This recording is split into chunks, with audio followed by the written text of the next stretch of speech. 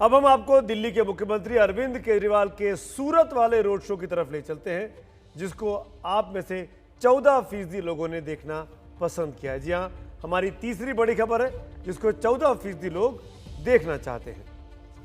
गुजरात में local body election हुए, जिसमें सूरत की महानगर पालिका के चुनाव में आम आदमी पार्टी ने 27 सीटें जीती। हालांकि वो बीजेपी से तो काफी पीछे है, लेकिन उसने कांग्रेस को सूरत में मिले नील बटे सन्नाटे बना दिया है। हम आपको रोड शो की तस्वीर दिखाएंगे, लेकिन पहले समझिए कि केजरीवाल के रोड शो के पीछे क्या मकसद है। केजरीवाल सूरत के बहाने गुजरात पर दरअसल नजर जमाए हुए हैं। 2022 विधानसभा चुनाव की तैयारी करते हुए आम आदमी पार्टी दिखाई देना चाहती है। बीजेपी वर्सेस आम आदमी पार्टी को के तौर पर इसको अरविंद केजरीवाल देखना चाहते हैं, यानी कांग्रेस को रिप्लेस कर रहे हैं। दिल्ली से बाहर सियासी जमीन तलाश रही है आम आदमी पार्टी, उसकी कोशिश के तौर पर भी इसको देखा जा सकता है। तो देखिए केजरीवाल का सूरत वाला रोड शो।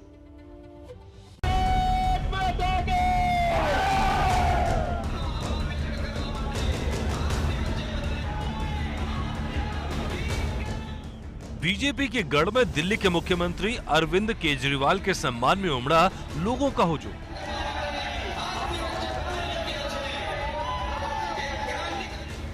ये हुजूम बताता है कि सूरत में केजरीवाल की जीत भले ही छोटी हो, लेकिन उसकी अहमियत बड़ी है। रोड शो में उमड़ा ये हुजूम बताता है कि विपक्ष के खाली स्थान को भरने में कैसे कांग्रेस नाकाम रही। बस केजरीवाल ने लोगों के अरमानों को हवा दे दी और सूरत महानगर पालिका में उनकी पार्टी दूसरे नंबर की पार्टी बन गई। ये गुजरात के लोग एक संदेश देना चाहते हैं। अभी दो बड़ी बड़ी पार्टियां हैं। गुजरात के लोग संदेश देना चाहते हैं कि वो इन दोनों बड़ी पार्टियों से तंग आ चुके हैं। गुजरात के लोग कहना चाहते हैं कि इन दोनों पार्टियों की राजनीति को हम खत्म करना चाहते हैं। गुजरात में अभी नगर निगम के चुनाव हुए। सभी 6 नगर पालिकाओं में बीजेपी ने जीत हासिल की, लेकिन सूरत की 120 सीटों में से बीजेपी ने 93 सीटें जीती। वहीं आप 27 सीटें हासिल कर मुख्य विपक्षी पार्टी बन गई। कांग्रेस खाली हाथ रह गई।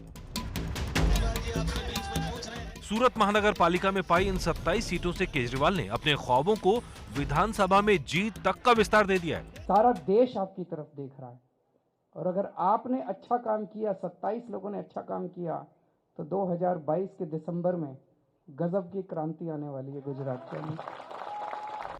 हालांकि देखें तो बीजेपी की प्रचंड जीत के आगे आपकी जीत बेहद छोटी नजर आएगी।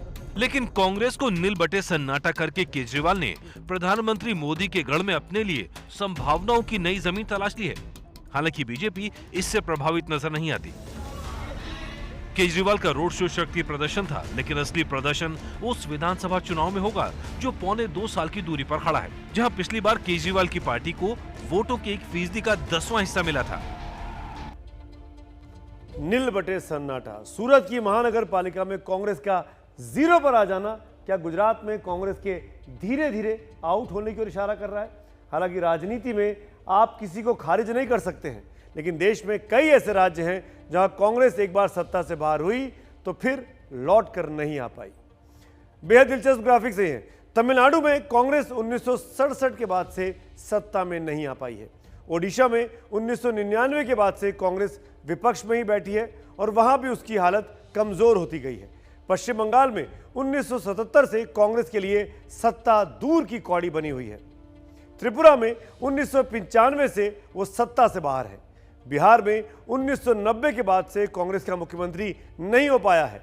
उत्तर प्रदेश में 1989 के बाद से उसकी सरकार नहीं बनी है और गुजरात में भी 1998 से वो सत्ता से बाहर है।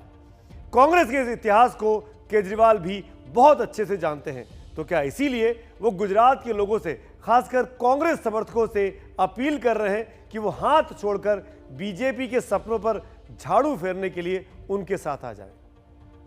भारतीय जनता पार्टी में जो देशभक्त है, भारतीय जनता पार्टी में जो गुजरात का भला चाहते हैं, उन सबसे अपील है, 25 साल में बीजेपी ने गुजरात का कुछ नहीं किया। अब आप अपनी पार्टी छोड़ दीजिए, आम आदमी पार्टी में आ जाइए। आने वाले समय में आम आदमी पार्टी गुजरात को भविष्य देगी। गुजरात की 6 करोड़ जनता के साथ मिलके एक नया गुजरात बनाएंगे। केजरीवाल की राजनीतिक महत्वाकांक्षा के लिए दिल्ली की सीमा छोटी दिखाई देती है। वो भी अपनी पार्टी को अब विस्तार देना चाहते हैं, जिसके लिए आने वाले दिनों में वो कई राज्यों में चुनाव लड़ने का सपना देख रहे हैं। और वो राज्य है उत्तर प्रदेश, उत्तराखंड। बारी बारी से भारत के नक्शे पर देखिए केजरीवाल के सपने कहाँ चुनाव लड़ना चाहते हैं। यूपी में, उत्तराखंड में, गोवा में, पंजाब में, हिमाचल प्रदेश में और गुजरात भी आज उसमें शामिल हो गया। हालांकि इस वक्त जिन 5 राज्यों में चुनाव हो रहे हैं उनमें केजरीवाल कहीं नहीं है। दरअसल दिल्ली के बाहर उनकी सियासी हैसियत बेहद सिमटी हुई है। दिल्ली में जरूर वो लगातार 2 चुनाव शानदार तरीके से जीते हैं। 2017 से 15 राज्यों में वो चुनाव लड़ चुके हैं। दिल्ली में लगातार 2 चुनाव जीते हैं।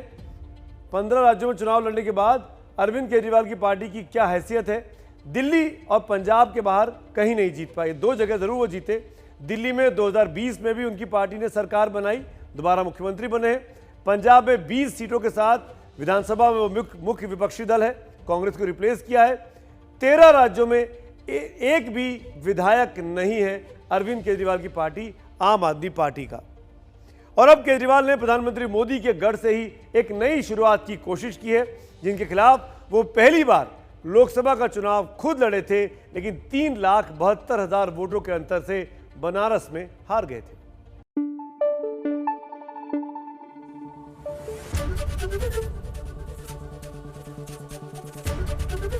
एबीपी न्यूज आपको रखे आगे।